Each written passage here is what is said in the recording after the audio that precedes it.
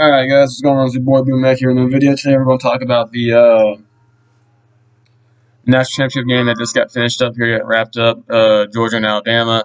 If you didn't watch the game, Georgia ended up breaking the curse and winning the national championship and beating Alabama all at the same time, 33-18. First half was basically all field goals for the most part. Um, and then the second half, Georgia just exploded. They just kind of came out and took the game by storm. Um, Cool to see. Congrats to Georgia, to all the Georgia fans. Shout out to my brother, my other brother. He's actually was growing up he grew up a Georgia fan. So I saw a snatch of him screaming and crying and stuff. So shout out to him.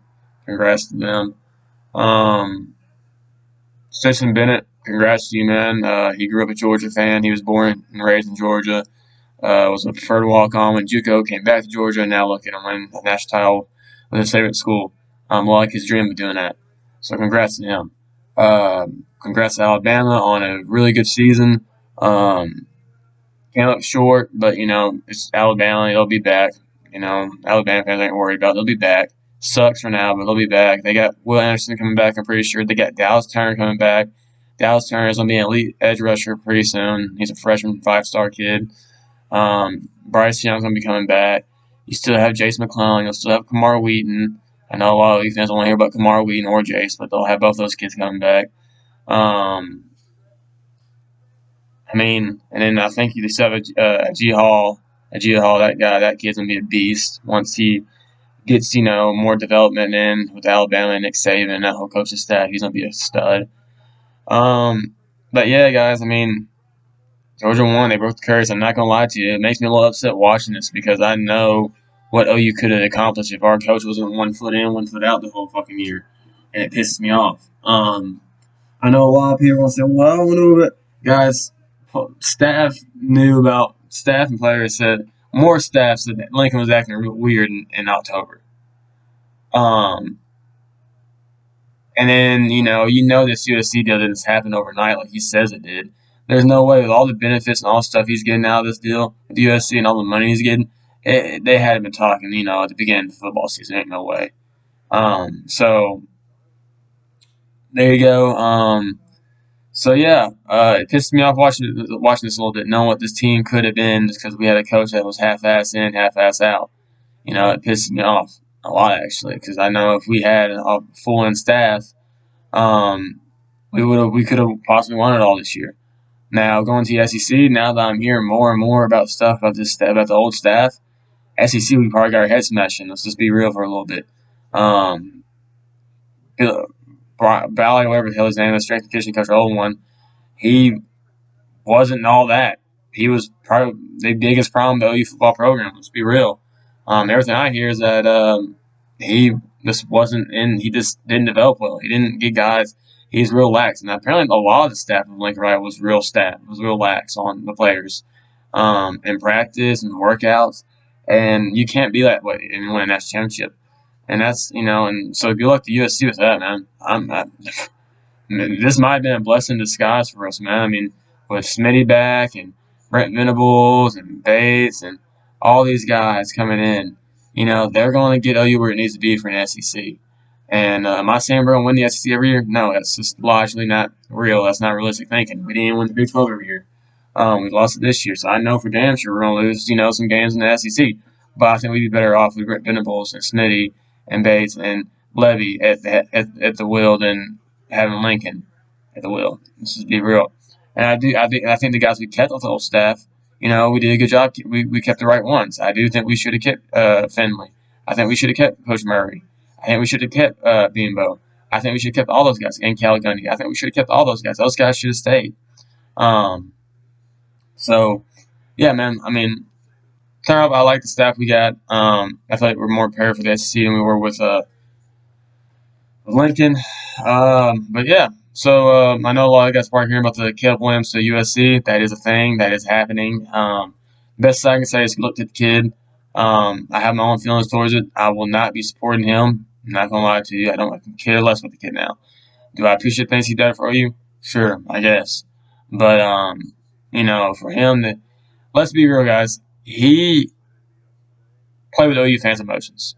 He should, if he knew that because I feel like there was word around the campfire that him and his family were not happy with Lincoln, and I believe they weren't. I believe a lot of people in the team and the program were not happy with Lincoln, but a lot of them, got over it because money. I don't think Caleb went to USC for development. I don't. I don't believe that one bit. I don't. You talk NFL development. Who has Lincoln developed into a great superstar quarterback right now in the NFL? No one. He's gotten the first round picks. Cal Murray's stardom comes from his ability, his God given athletic ability that no one else has in football. That's what gets and Cliff Berry's offensive playing call with him. He got blessed in the right situation, and that's not against Cal Murray. He is a great quarterback. There's no need. There's no denying that. I don't think that Lincoln made Cal Murray. I don't think Lincoln made Baker. I don't think Lincoln made Jalen. Jalen won a national championship with Alabama. So I don't believe that. So where do they get that he developed anyone? He got in the first round picks. I will give him that, but he has not made them in stardoms in the NFL. He has done the same thing Levy has for the most part. There's two more quarterbacks with Baker and Kyler and Jalen Hurts. Hurts wasn't even a first rounder. He was a second rounder. Matt Corral is a first round quarterback in this upcoming draft that Levy has developed. So NFL development, you have it with Levy. If it goes like this, is how it goes. It goes with offensive mind, great offensive mind, coaches in college world. Some of the two best are Levy and Lincoln. So where do you see the drop off of Levy in NFL development? I don't see it. There's no drop off. So I don't believe for a minute that it's NFL development. I think it has more to do with deals and money with USC. I know it is. I'm not stupid. Shouldn't be naive about that. But that being said, best of luck to the Williams family. Appreciate having them from OU. Appreciate them for being at OU and winning some ball games. But going to USC, you're not going to be loved. You're going to be hated. Let's be real. I know I'm not going to go on Twitter and tweet the kid. I'm not going to do that because it's stupid. I don't tweet 18-year-olds or 19-year-olds on decisions that they make. That's just weird. I'm 23 years old. Why would I do that? But I can make a video and post my opinion on it. I can do that. And odds are he'll never see this video, so I really don't care. But best of luck to the Williams family at USC. Mario Williams also, he is going to transfer into USC. Best of luck to him at USC. If y'all didn't see, Perron Winfrey actually posted something on Mario's it's Caleb Williams' post on Instagram a while back when it was Lincoln and Mario and him and locker room after the Red River game looked like, and it said family, and then Perron Winfrey said something iconic or something. I can't remember what he said. It was something. It was funny. He's taking a shot at all three of them, and I love Perron for that. But best of luck to both of them and all that at USC. So now we're on to Dylan Gabriel. I feel like the kid can win the Big 12 championship. I don't know if he can make playoffs, but then again, a lot of people didn't have Michigan ranked in the top 25 this year in preseason rankings. So who knows? Maybe we could, but I'm not holding my breath on. My expectations and my goals next year is for OU to win a Big 12 championship. That's what we have to look forward to, guys. So it is what it is. Try to get Jackson Darden in if you can. I know he's transferring.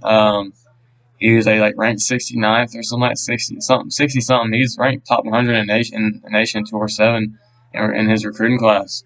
So go after him, get him. So I think he's class 2021 too. So get him. He's this last pass cycle. Get him, bring him in. Just fill this OU team up with fucking players, man. Fill it up with depth. I mean, that's all you can do until you start getting your recruiting class rolling again. I like the ad Ohio. What the hell? Hawaii kid, the defensive lineman. I like the ad of him. I like the ad of Dylan Gabriel. I like the ad. We're supposed to pick some corners in. Apparently, there's a rumor that Latrell McQuestion may be transferring. I haven't seen anything like that happening yet. Sucks if we do lose him because he's gonna be a talented kid. I feel like he'd be good in the system with Brent Venables now. But if he goes. Best luck to him. Not to mention, you still got Jalil Farouk. I know he's best friends with Caleb. They grew up together in the DMV area. I think they played Little League football together or something. He was at Caleb Williams' commitment video or commitment announcement. His commitment announcement on July 4th. He was there. And there's no. It sounds like from everything I'm hearing, it sounds like he's staying at OU, and that's a big get. That's good. That's really what you want, Jalil. He looked really good now on the ball against Oregon, so you want him to stay. If that's the case, we'll have Theo Wees, Drake Stoops, Jalil Fruit, Cody Jackson. I think Derby will still be there. You have a lot of guys that are going to be there. Not to mention you'll have Jaden Gibson. That kid's going to be a stud. I love that kid. I can't wait for him to get to Norman. You'll have Ronnie Anderson's brother. I think Nicholas Anderson's his name. You'll have him. He could be really good for us. So, I mean, the roster looks really good. OU, for people that say OU's crumbling, OU's, going is collapsing, that's no. OU's fine. OU is just fine. It's only gonna get better from here. I do really believe that. I think it's only gonna get better from here. Um, but um, tomorrow, guys, I'm trying to do a podcast with David, and we'll talk more about recap the college football season. What we thought of it. Did we expect this? I'm gonna let you know right now. I did expect this. I expected an OU and Georgia national championship. I didn't expect the Alabama and Georgia national championship. But I mean, this was like my second thought of the national championship. Oh, you didn't make it. So, give you my little 2 cents right now in this video. We'll go over the, college football, the recap of the year, and then we'll also go over the postseason in the NFL. If you guys don't know, he is a Denver fan. I'm a Cowboys fan. You probably see my jersey in the background on my bed. We have I'm pretty sure everybody knows this. We have a tradition. We have a tradition of choking in the wild card or the first round of the playoffs. So we play the 49ers. So we'll see what happens. Wouldn't be surprised if we choke. Really wouldn't be. I think we should beat the 49ers with not ease, but we should win that game pretty convincingly. We should have no worries.